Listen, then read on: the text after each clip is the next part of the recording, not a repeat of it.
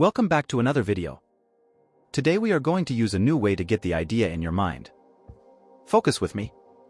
If you are in a cage, of course you want to get out. Okay, then there is a button or a lever at the end of the cage. In the first time you get in the cage, you will start walking randomly through the cage and surprisingly you press that lever. After you had pressed the lever, the door of the cage had opened. Okay, you now learned that when you press that lever you get out of the cage, right? Then, when we put you in the same cage again, would you go around the cage randomly? Or just run to the lever and press on it for the door to open? Congratulations, you had formed a habit. You will say, what? Which habit? Okay, let me tell you. When someone put you in another cage with a lever, what would you do? You will press that lever. The habit here is that whenever you are in a cage with lever, just press on it to get out. Now scientifically, what happens in our brain to form a habit?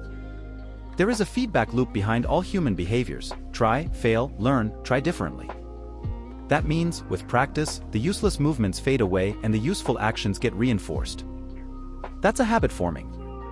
All habits proceed through 4 stages in the same order: cue, craving, response, reward. Shown in the image below. First there is the cue. The cue triggers your brain to initiate a behavior. Craving are the second step, and they are the motivational force behind every habit. The third step is the response. The response is the actual habit you perform, which can take the form of alt-hot or an action. The response delivers a reward. To conclude the above sentence, the cue is about noticing the reward. The craving is about want the reward. The response is about obtaining the reward. We chase rewards because they serve 2 purposes. 1, they satisfy us, and 2, they teach us. Without the first 3 steps, a behavior will not occur. Without all 4, a behavior will not be repeated. After we had learned these things, we can just use it in making bad behavioral difficult to not be able to do it again. And also, when you want to change your behavior, you can simply ask yourself: 1, how can I make it obvious? 2, how can I make it attractive?